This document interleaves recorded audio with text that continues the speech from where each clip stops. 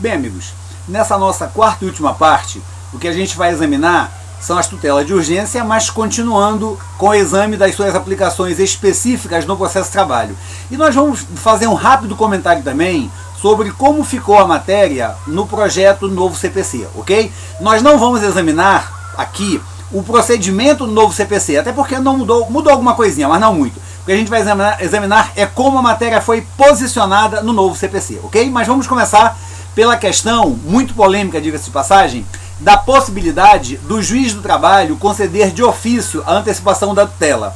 A hipótese seria a seguinte: o juiz de trabalho, ao examinar a inicial com os documentos que a acompanham, tá, ou mesmo após já ter colhido algumas provas, ter instruído todo feito ou em parte, o juiz se depara com todos os elementos que justificariam essa antecipação dos efeitos da tutela. Só que a parte interessada não requereu a antecipação. E a dúvida é: poderia o juiz, nesse caso, concedê-la de ofício? Bom, na minha opinião, sim. Mas vamos ver por quê. Há quem separe duas hipóteses distintas. Quando o autor está representado por advogado, é a primeira situação, e quando não há essa representação, é a segunda situação, tá? Para quem entende que deve ser feita essa separação, só cabe ou só caberia a antecipação de ofício nos casos em que não houvesse a representação por advogado. Entende? Quem pensa assim entende o seguinte: quando há advogado, quando a parte reclamante está representada por advogado, o advogado domina a técnica. Ou seja, o advogado sabe que deveria ter requerido antecipação dos efeitos da tutela. Se não fez, não cabe ao juiz suprir essa falha ou esse esquecimento. Bom, eu digo logo que para mim isso não faz o menor sentido, pois o que justifica a concessão da tutela de ofício, da antecipação dos efeitos da tutela de ofício, como nós vamos já examinar em mais detalhes, o que justifica isso é a natureza alimentar do crédito trabalhista, e não o fato do reclamante ter ou não se utilizado do ius postulandi, ele ter ou não contratado advogado, tá? Aliás, parece-me que seria muito ilógico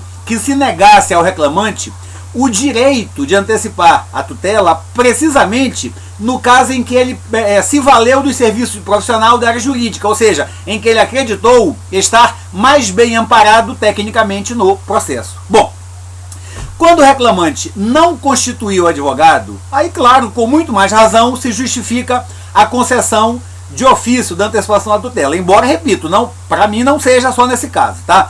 Porque, senão, vejam só, se nós entendermos, tá, que o reclamante fazendo uso do ius postulandi, como lhe assegura o artigo 791 da CLT, se nós entendermos que o juiz não pode conceder de ofício essa antecipação dos efeitos, então, na verdade, o que nós estaríamos dizendo é que a lei, a CLT, armou uma cilada para o reclamante. Ou seja, seria como se a lei tivesse dito para ele: reclamante, você não precisa de advogado, você pode postular diretamente ao juiz, está lá no artigo 791.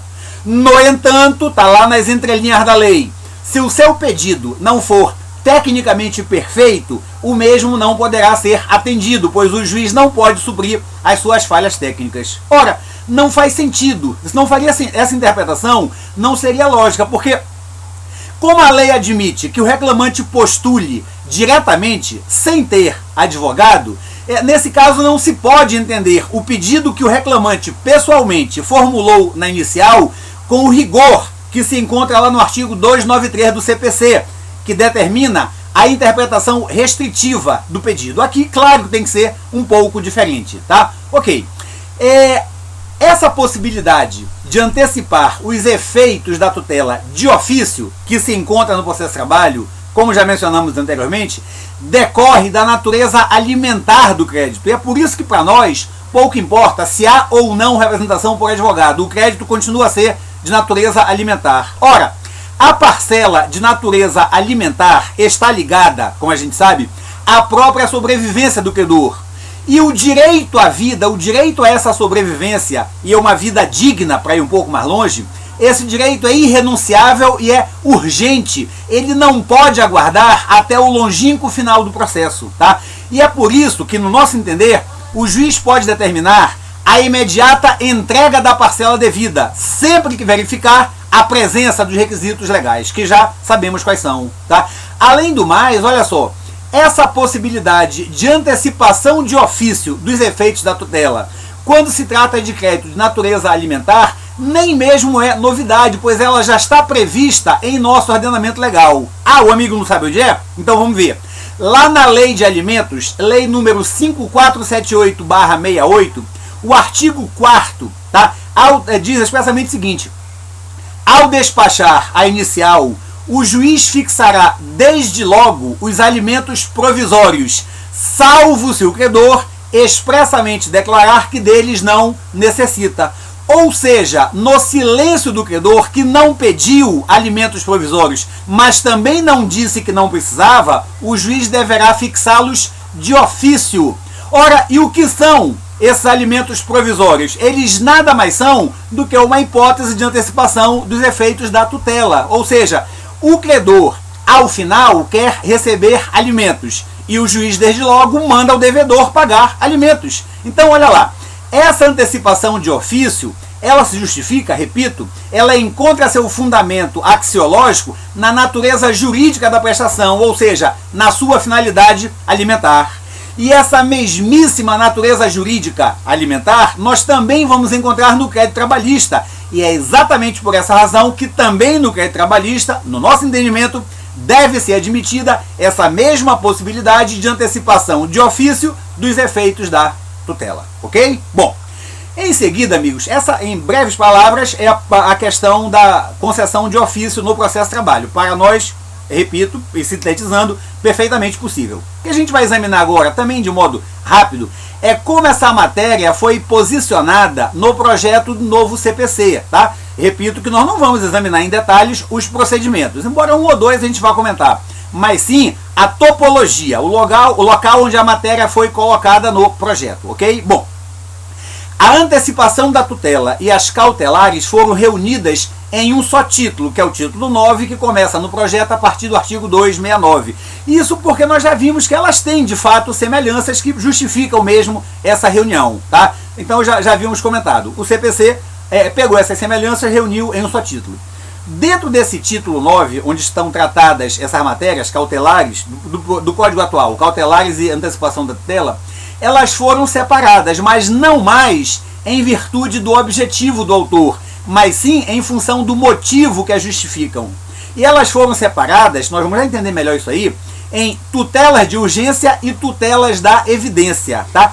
E o projeto deixa claro que ambas, tutelas de urgência e tutela da evidência, podem ser de natureza satisfativa ou de natureza cautelar. Ou seja, elas englobam tanto aquilo que no Código de Processo atual é chamado de antecipação da tutela, quanto que é chamado de cautelar.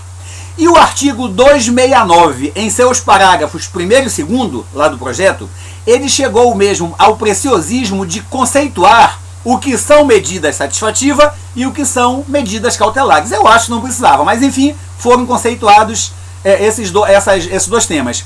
As medidas satisfativas, diz o projeto, são aquelas que buscam antecipar ao autor, no todo ou em parte, os efeitos da tutela pretendida, conceito que já havíamos mencionado.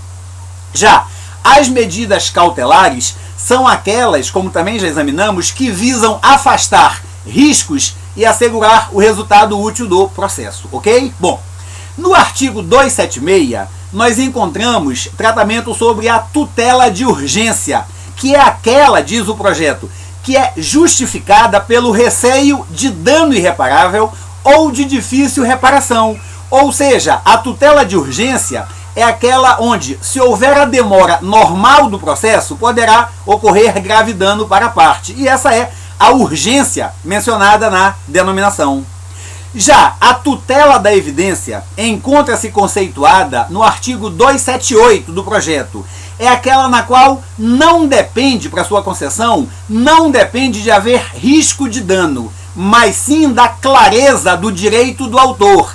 Esse direito do autor se mostra evidente à primeira vista, e daí o nome de tutela da evidência. Essa evidência do direito do autor pode ocorrer em várias hipóteses, que estão lá no artigo 278 do projeto. Quando for matéria incontroversa, quando o autor tiver apresentado prova documental irrefutável, quando o processo tratar sobre matéria de direito que já tenha sido pacificada nos tribunais superiores, tá? E por aí vai. São os 3 casos principais que aparecem lá no artigo 278. Bom, em relação aos procedimentos do novo CPC, do projeto novo CPC, embora não seja o nosso objetivo principal, é só um acessório, nós vamos comentar apenas 2 inovações que se encontram no projeto, que para nós, nesse tema, nos parecem que são as mais relevantes. A primeira delas está no artigo 277 do projeto, tá? E vindo ao encontro, se harmonizando com o que falamos há pouco, da antecipação de ofício no processo de trabalho, diz o artigo 277 do projeto que o juiz poderá deferir de ofício a tutela de urgência em casos excepcionais ou em casos que tenham sido autorizados especificamente pela lei. E é precisamente aqui que para nós que se enquadra, e já se enquadra hoje, nem precisa do novo CPC, que se enquadra o caso das parcelas alimentícias em geral, inclusive as trabalhistas. Ora, vejam só, amigos, preservar a vida do credor trabalhista, preservar a dignidade desse credor de prestação alimentícia, inclusive o empregado. No nosso entendimento, com tranquilidade, pode ser enquadrado como essa situação excepcional que autoriza o juiz de trabalho a, de ofício, conceder a antecipação dos efeitos da tutela, ok? Bom, o segundo procedimento que está no projeto, tá, do novo CPC, que a gente vai comentar, é o que se encontra no artigo 281, parágrafo 2º do projeto. Importantíssimo também. Vejam só.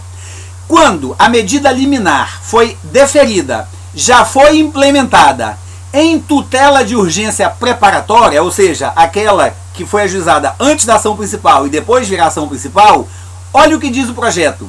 Se essa medida liminar não for impugnada pelo requerido, ela conservará a sua eficácia independentemente do ajuizamento de uma ação principal. Ou seja, a solução que era de urgência apenas, diz o projeto, passará a ser definitiva. Só para o amigo lembrar, no atual CPC, uma vez deferida a liminar, como regra, o autor tem 30 dias para ajuizar a ação principal, senão essa liminar perde o efeito. No projeto do CPC, não impugnada essa liminar, vai conservar a sua eficácia, ainda que não venha a ser ajuizada a ação principal.